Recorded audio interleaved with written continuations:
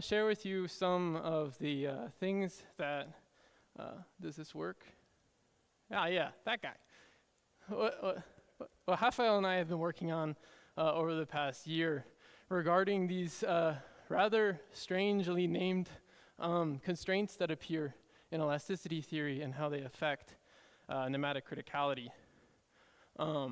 So to start off with, I'm going to give a brief overview about nematicity and basically walk you into this kind of obstacle that we were running into in some of our research earlier. But you know, we already saw that nematicity is this really interesting state where electronic correlations conspire to reduce the point group symmetry of a crystal. It was originally proposed back in the day when you know, I was learning to read, and as a state that might explain why two-dimensional electron gases in very high magnetic fields give rise to a difference in the longitudinal resistivities along apparently equivalent tetragonal axes, where these dashed line and this solid line are supposed to be tetragonally equivalent states. Since those days, it's been found, for example, in the iron-based superconductors, you don't necessarily need a strong magnetic field in order to realize this apparent anisotropy. So you can see resistivities spontaneously develop an anisotropy as you lower the temperature in these materials. And this temperature at which this anisotropy sets in is tunable through other degrees of freedom, for example, in cobalt doping in this plot. And the reason why, for all of you who might not know why we care so much about nematicity, is it's interesting in its own right that electrons can break the point group symmetry of the crystal. But it also typically appears coincidentally with other very interesting, strongly correlated electronic phases, arguably most importantly in conventional superconductivity, because that's usually the thing I think that pays the bills. Since then, so since I've been working in this field, actually nematicity has been starting to create a zoo for itself in some sense, where you can see twofold anisotropy appear in lots of different electronic measurements across many different classes of quantum materials that you might recognize. The particular details here aren't so important for my talk, so I'm not going to stress them. But what I do want to point out is these different materials are pretty different, but they all happen to show this kind of universal anisotropy that can develop in electronic sectors, and so we want to build some phenomenological theory that's able to kind of unify them all. And since all of those materials are quite different, you might expect that there's actually lots of different microscopic origins for electronic nematicity. I'm going to explain a little bit more in detail the charge sector, because I think it's maybe a little bit more visual. And so back in the day, Steve Kivelson and Eduardo Fradkin and Vitali Emery, is that his first name? Anyway, what? Vic, okay. Emery. Posited that as a Pomeranchuk instability, it's possible that, for example, a Fermi liquid can develop a quadrupolar moment. And if you haven't heard those, this is by far not an exhaustive list. But if you haven't heard those words before, particularly Pomeranchuk instability, think of this as just, for example, some Fermi liquid that has a circular Fermi surface. Pomeranchuk was this Soviet-Russian guy who showed that this Fermi surface can be unstable towards ellipsoidal deformations under the right types of electronic interactions, where you have a twofold anisotropy that develops on a circle, and that orientation is what we would call in nematicity a director. You can also, of course, distort the other way in this type of nematic order parameter, but it's also possible that you have other types of nematic order parameters where the director orientation changes. Going back to the iron-based superconductors, particularly the pnictides, the nematicity actually develops in the spin sector rather than the charge sector, where the rotational symmetry breaking that occurs comes from spin fluctuation. So these little arrows on top of this SDW is supposed to indicate that actually time reversal symmetry doesn't have to be broken in order to develop nematicity. And that actually is in contrast to some of these altermagnetic talks that we heard yesterday, where you need to break time reversal as well, and it's different than an altermagnet. Okay. It's also possible that you can have orbital polarizations inside of materials. Furthermore, if you have an unconventional superconductor, you can have a multi-component order parameter give rise to nematicity as well. But the main takeaway that is important for us is that the nematic order parameter transforms like the d orbitals. So we're used to thinking about these planar ones down here, the x squared minus y squared, and the xy. But there's also three out-of-plane components generally. Okay, now, this is kind of important as a transition slide, but I think many people in the audience probably will know where I'm going with this, which is there's an Occam's razor here. Right? It would be really cool if electrons can break the rotational symmetry of a crystal, but it's not the only way you could do it. Right? So for example, you can take a tetragonal lattice, like iron selenide, and you can squash it. Right? We can distort it in such a way by applying strain that we develop a directionality associated with it. And you might say that if the lattice itself does this, of course, all the electronic properties will inherit the same twofold anisotropy, but it's not really the electrons that are doing this, right? They're playing a secondary role.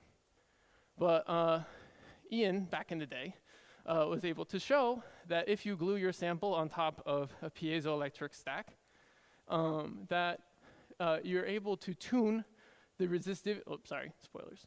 You're able to tune the resistivity anisotropy through applying a strain in the exact same way that we see in magnetism, where we have a conjugate field that acts as the external force, and then there's a linear response inside the material, and there's, of course, a susceptibility that follows from it. And if you lower the temperature, you can see a very nice mean field behavior associated with this, implying that the electronic sector of the theory is the thing that's driving the instability.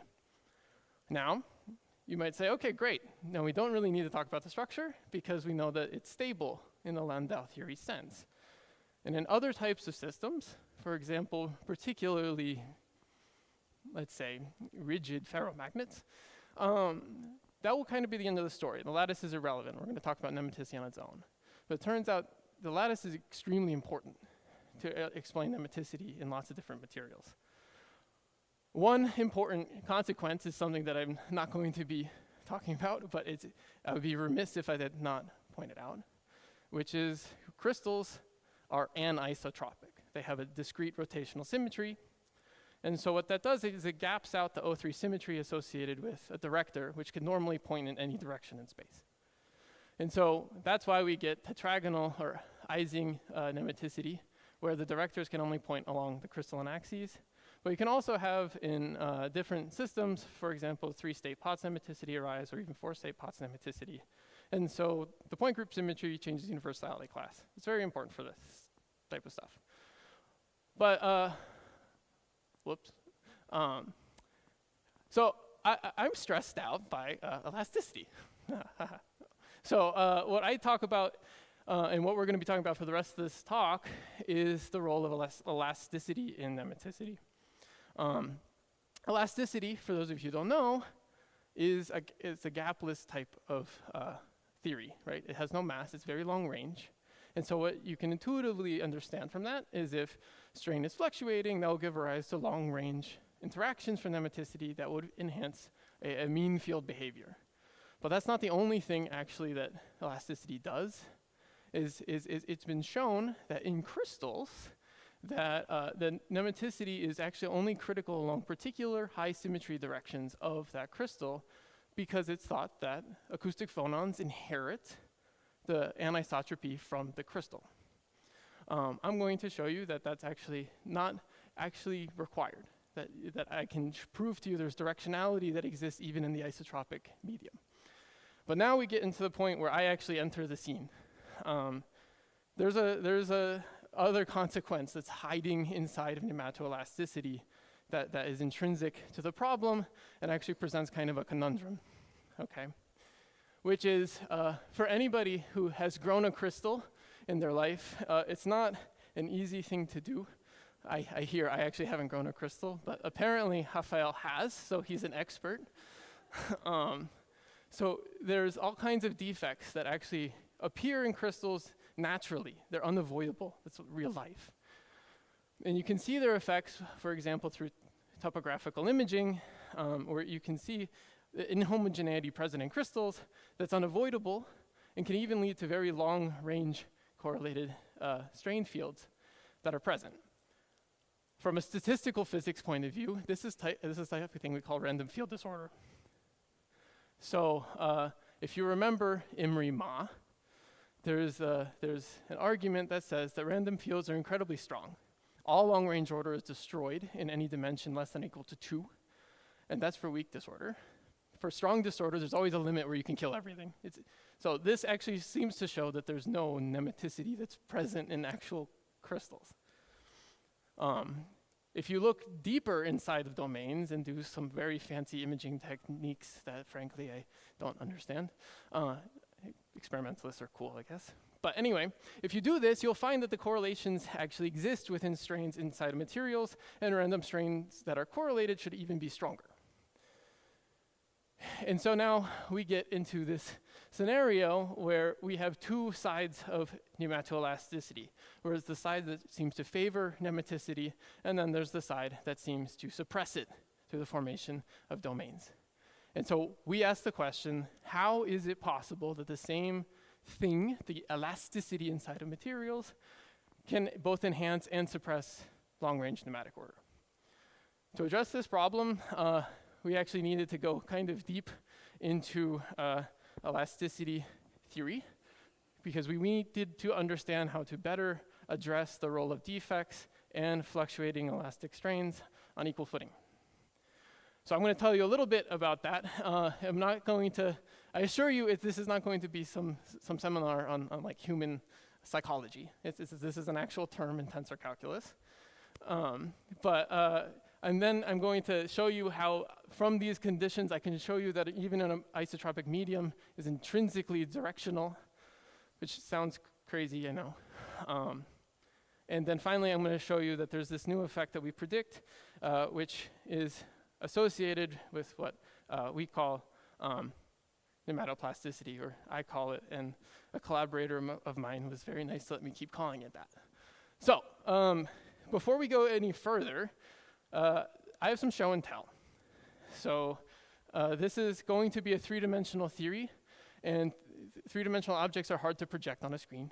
And so I want you all to be able to understand something at the end that's kind of important.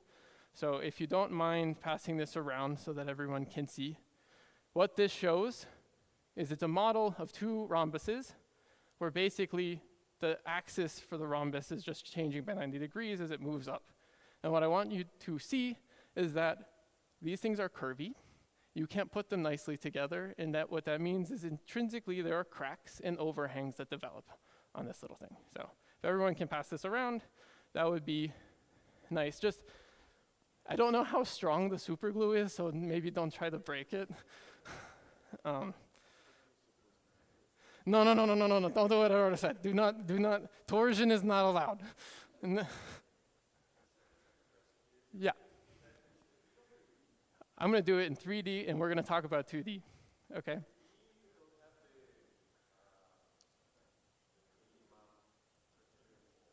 Yeah, no, you're right. No, that's a good point. So Imri-Ma, right.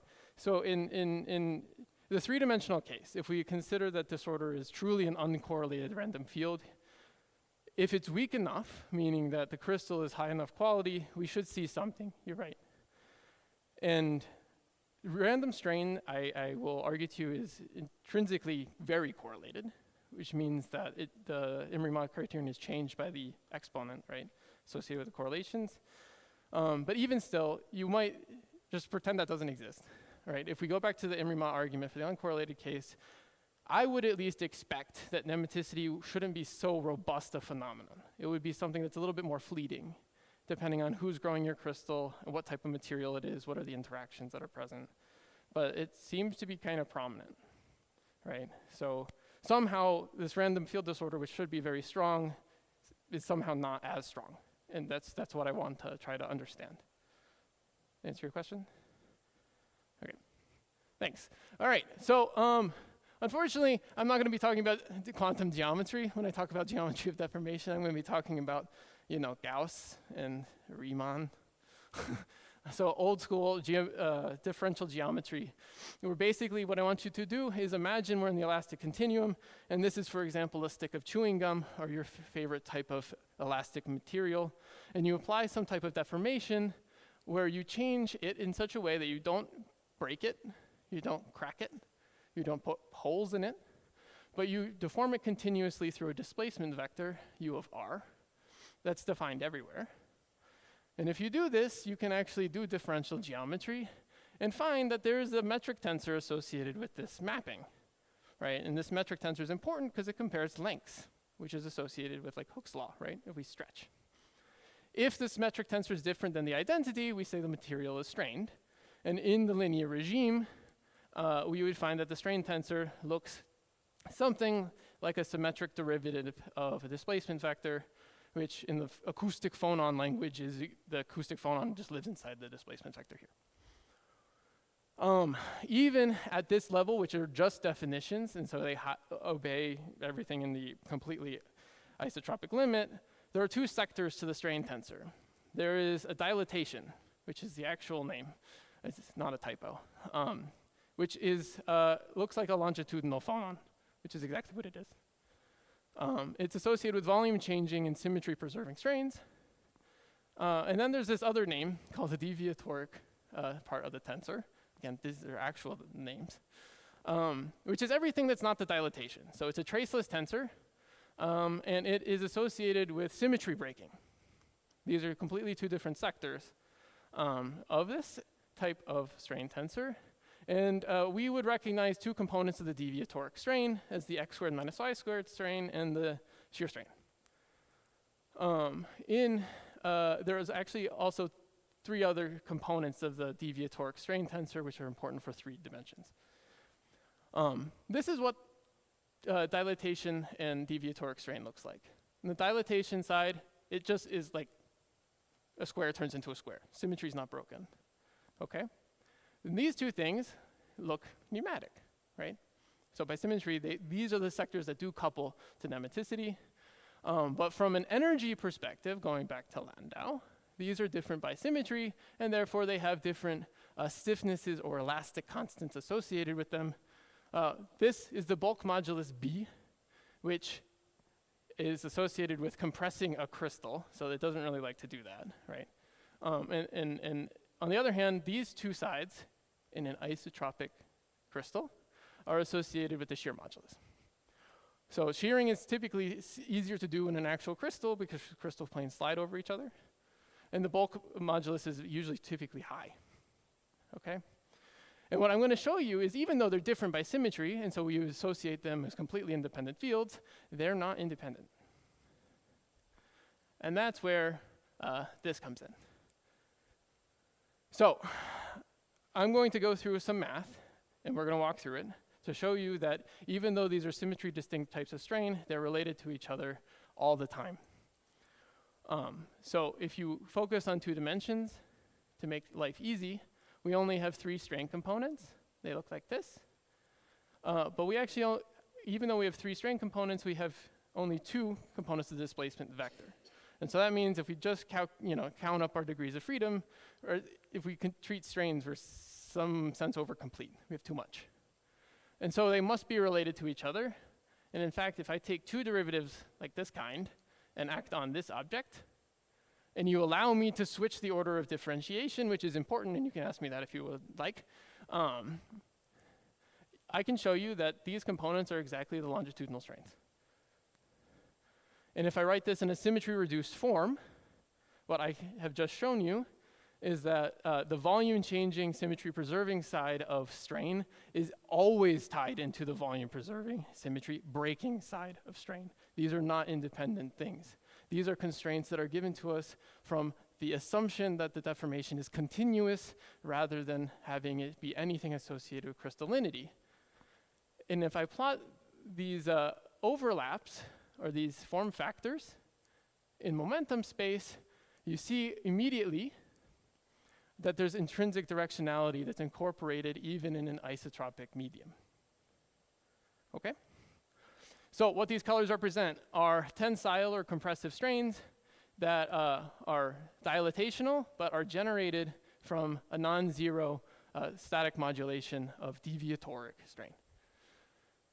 And in the three-dimensional case, we have two more compatibility conditions, but this analog expands out in terms of all 5 deviatoric strain components, meaning that it's inevitable that in actual crystals, the deviatoric or nematic side of the sector is going to be generating volume strains, which crystals don't like to be compressed. York? This one. Mm-hmm.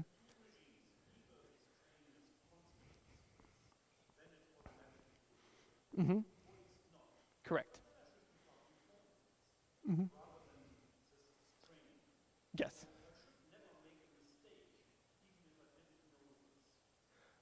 So you should, okay, so if you,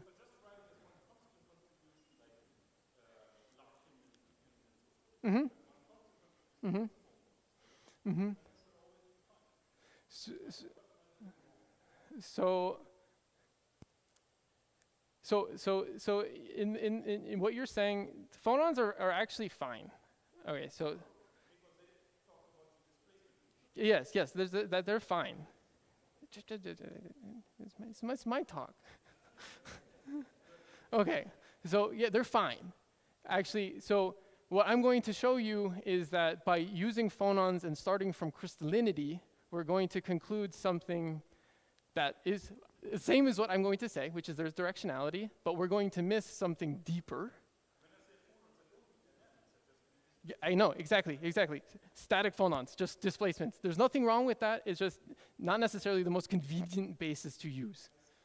And I'm going to show you what I think is a more convenient one. Okay? All right. That's the takeaway. Symmetry breaking and symmetry preserving are not actually distinct in elasticity anymore for strains that have momentum. So they're modulated, which real crystals, I mean, okay. All right, so this brings us to, it's going to address part of your question, York. Okay. So now we're going to do some Landau theory. Unfortunately, I know it's going to be a little bit mathy. We're going to try our best. By symmetry, what we can do is we can write down a bilinear that's always allowed in crystals, which couples the shear strain to the nematic order parameter through a phenomenological microscopic energy scale that's set by lambda. Okay? For those of you who've done this problem before, this is not going to be anything new. This will be a review. Okay, so if I write this in momentum space, though, I know that my strains have a finite momentum associated with them. And I just proved to you that any strain with momentum is going to generate dilatation. Unless we sit along these directions that are the high symmetry directions of a tetragonal crystal, but I want to remind you again, we're in an isotropic medium. Okay, now if you want to be just really cavalier and really go crazy with this strain for some reason, you could imagine splitting up the sum over all the momentum into 3 different parts, ones that don't actually mix anything, and then everywhere else that does. And you'll end up with turning this thing that's actually kind of nice and cute into something that's a lot less nice to look at, in my opinion. And into a sector that really only deals with shear strain and nematicity. But then you'll notice that actually there's going to be nematicity that couples to the other 2 components of the strain tensor all the time. And by all the time, I mean whenever there's an arbitrary generic momentum left over. These are called non-analytic form factors, and if you've dealt with integration before, this is going to be like sine of 2 theta in the denominator. This is hard. But the point, again, is that all the different components of the strain tensor must be coupled to the nematic order parameter. And since the amount of coupling does depend on the orientation of the momentum, it makes more sense to talk about a frame which co-rotates so that we can change the momentum to any direction we want and use the same basis. Okay? In high energy theory, which I am not a high energy theorist, I think they call this helicity. where basically we just change the momentum, and then we have an orthonormal frame that follows all the time, okay? In phonons, these are just called the longitudinal and transverse phonons, okay? The key part, the most important part, is using this helical basis, I can always easily identify the dilatation all the time at any arbitrary momentum. Okay, that's the reason why we decided to do this. There's, of course, other sectors. I know this is a lot of indices, I'm sorry. We can write the strain tensor normally in terms of these unit vectors now, which are defined for all momenta off the gamma point. And we show that these form an actually complete set of tensors for any rank 2 symmetric tensor in momentum space. And so I can arbitrarily write a rank 2 tensor, like Nematicity, in terms of 6 of these things. But actually only tensor compatibility relies on the first 3.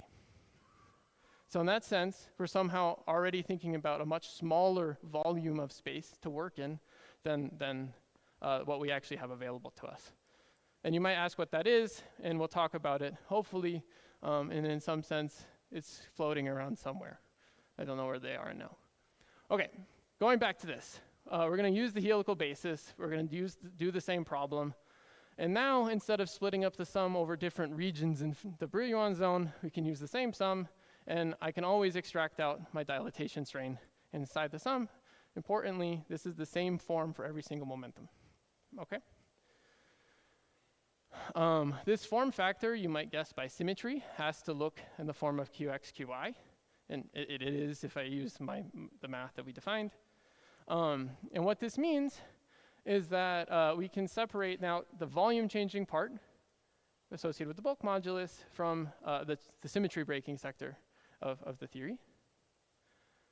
And I can focus in on this form factor, and it turns out this is exactly the same form factor that are guaranteed by the compatibility relations.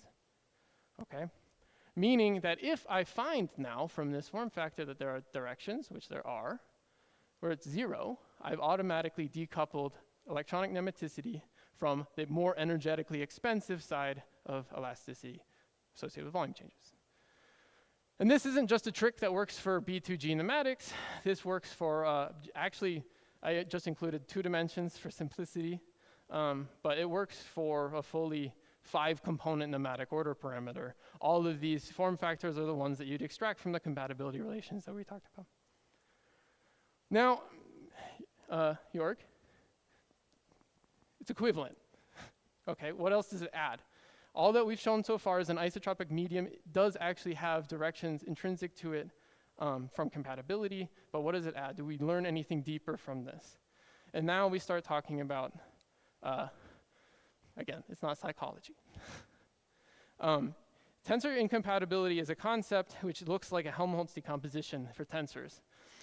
People talked about this a lot in the 70s and 80s, and then I think something important happened probably in condensed matter associated with superconductivity. But anyway, so it turns out there's a theorem for compatible tensors that is if the incompatibility, which looks like a curl over both of the indices, is 0, then there exists a displacement vector u such that a symmetric gradient is this thing. That's a theorem. And it looks like a lot like what we find in electrostatics. It's the same idea. And unsurprisingly, this is the strain tensor. So we have a Helmholtz decomposition then, where a vector analogy would be that the compatible part is associated with the divergence full part of the theory, and the incompatible part would be the curl part. Okay, so basically what we find is that we can talk about some incompatible part of nematicity, but because elasticity by definition fits this form, the nematoelastic coupling really, even in a fully isotropic space, is just projecting the nematic order parameter into its compatible sector. And if I finally do the hard work of integrating over Gaussian fields, what you will see is that a renormalized nematic free energy takes the form of this. This is a lot of indices. We're going to walk through it. So the first part is, this is just an isotropic renormalization of nematicity. No different symmetry sectors of the nematic mix. Nothing happens. Okay? This is what you would get if you have a Q equals 0 strain, Jorg. Okay? The next part that's adds that actually only ever increases the energy are projections of the nematic order parameter onto different quadrupolar tensors formed in this helical basis. Okay? So the point being, nematic criticality actually can only occur at the low energy limit, right? When all of these amplitudes are exactly 0. And what that implies, since these are defined by the momentum itself, there's intrinsic directionality present even in an isotropic medium. That's direction selective criticality. But what does, so this basically says that the nematic phase space splits into 2 sectors, one that's compatible, and then this one that's incompatible or associated with volume changes. Okay? All right. Again, I don't have very much time. So what we show in a couple of papers is there's a lot of deeper, for lack of a better word, structure present inside of this. So there's mappings between a helical representation of the nematic order parameter and the usual orbital representation of the nematic order parameter. We show that the nematic order parameter is always pinned to be about 45, not about, exactly 45 degrees relative to the momentum. Again, this is direction selectivity. We show that there's a lot of universal features that people do see. For example, we can identify the critical mode with the twin domain structure that's seen all the time. We show that the dilatation mode is associated with sound, where you can see an exaggerated displacement of the unit cell showing volume changes directly. And again, now we end up with, what are those things I was passing around? And this is the deeper part, is those things that I was passing around are associated with a nematic amplitude that lives in the incompatible sector. So it's not something that's elastic. And so you can ask the question, what is this? And so we return to the question of defects. Okay, it's well known from the context of plasticity theory that because defects are associated with strains that are not elastic, they don't go back when you take off the stress, they're left over. But that means they actually do not come from a differential geometry mapping associated with R plus U of R, meaning they break compatibility outright. So in fact, plastic deformation induced by the presence of crystalline defects is the source of incompatible strain in real materials. And you can actually associate a defect density tensor, for example, from disclinations or dislocations with the amount of this object that was not 0. Okay. And so the real point that I want to go back to in talking about defects in the context of nematoelasticity is the nematoelastic coupling itself projects away from the sector of elasticity that's capable of experiencing defect strains. Okay? And instead, it lives inside of a new bilinear, which we call the nematoplastic bilinear, which is kind of neat because it might imply, for example, that nematic fluctuations are capable of generating plastic deformation in a crystal, which is actually really cool because, again, ions are really, really heavy and electrons are really, really not. And so the idea that you can plastically deform something through coherent electron fluctuations, to me, is awesome. It's really neat. But at this point, speculative. Okay, so to conclude, if you remember nothing else from this talk, please remember that the nematic phase space is this bubble that splits into three different parts. So it splits into a compatible critical sector at the lowest energies. Then there's this intermediate regime associated with volume changing strains. And then there's this completely incompatible regime associated with the little artwork that was passed around. And so if we go back to the question of how are these two things possible in a crystal, this turns out this is not the right way to view this. But instead, this is the more appropriate picture, where basically it's the properties of elasticity in the terms of the compatibility that are shielding the critical electronic nematic components from any consequences of structural disorder at the random field level. And with that, I'll leave up a couple of frontiers that I'm thinking about. If you want to talk more, sorry for going over time. Muito obrigado.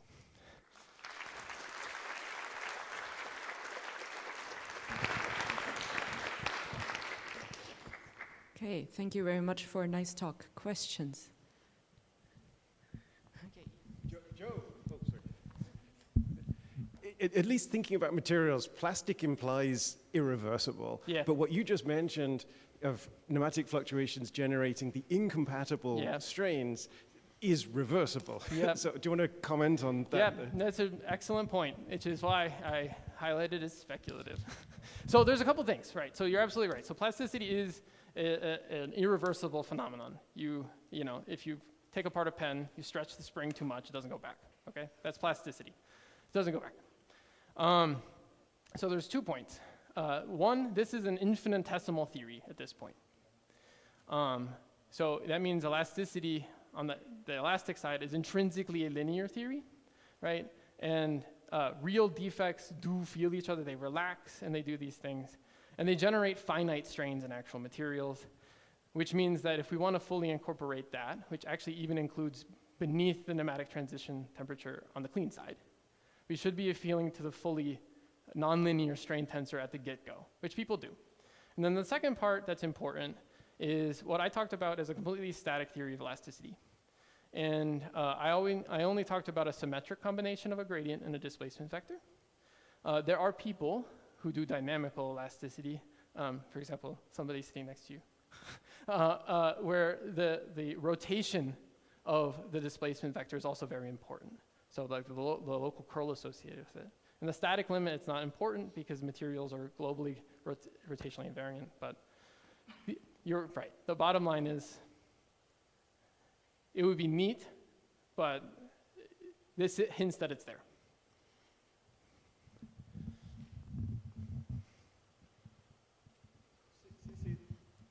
Since it's plastic, what's the consequence for the phonons?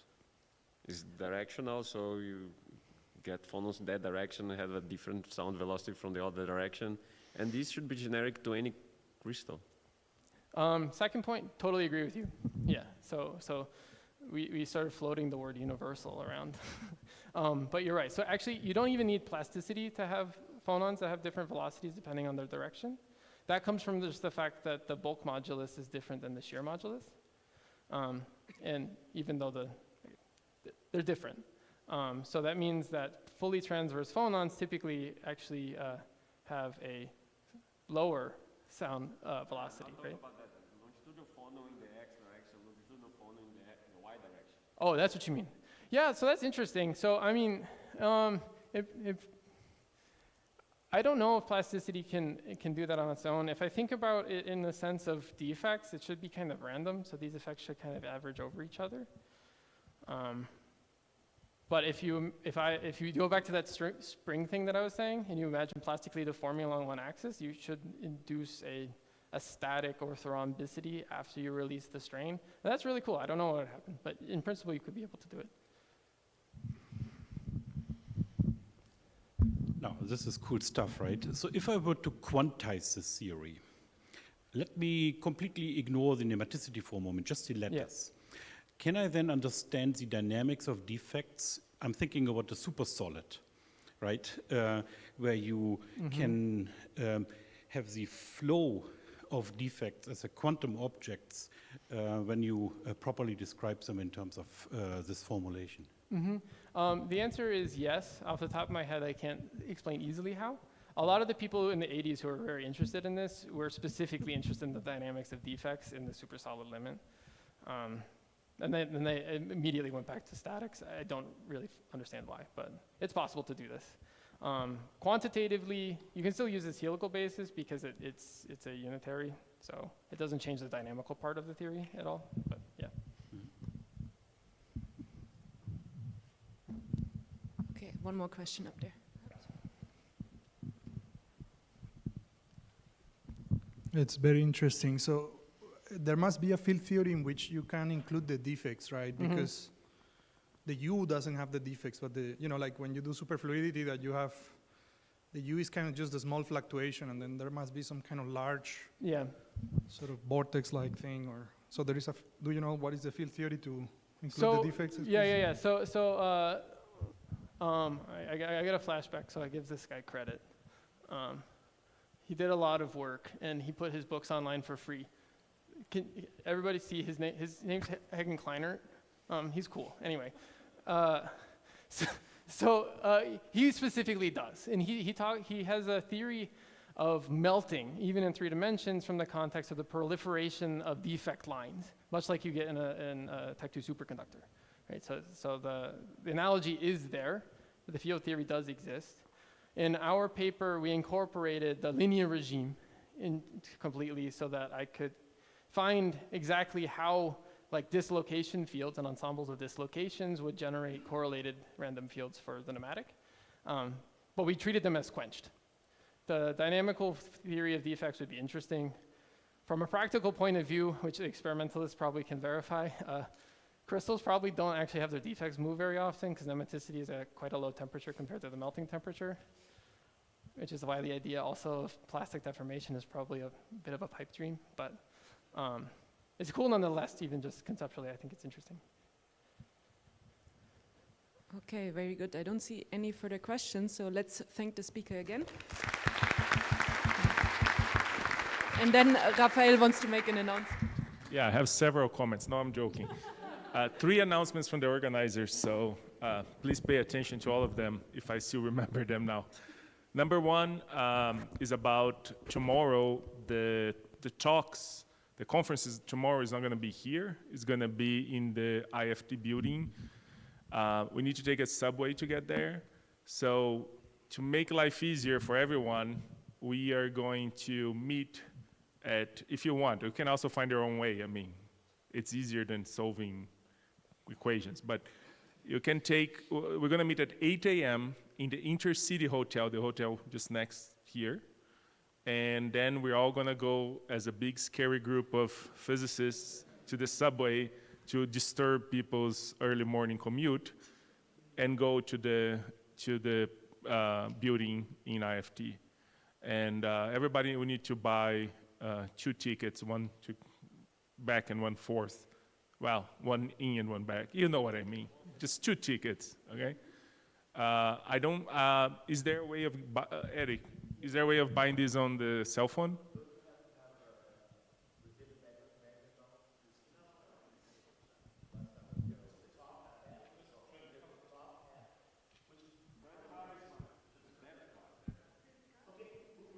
Just, yeah, don't be fancy, okay? It's Brazil. It does, theoretically. I'm recently having problems with the top app.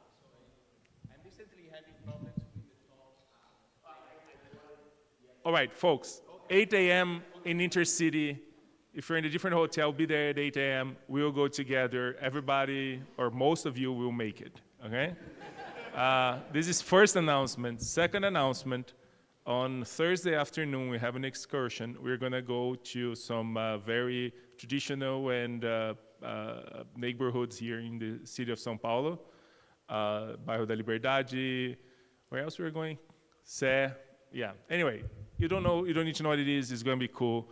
What we're going to do, we're also going to have lunch there. So after the last talk on Thursday, we're back here. After the last talk, we're all going to go together, take the subway, same routine, and we're going to have lunch there and spend 2-3 hours in the afternoon, and I hope you're going to have a good time, okay? Third announcement, dinner on Thursday. So we're organizing the dinner in a Brazilian steakhouse. After all, you're in Brazil. They also have vegetarian options, by the way. I have no idea if they're any good because I'm not vegetarian, but they are good. Eduardo is.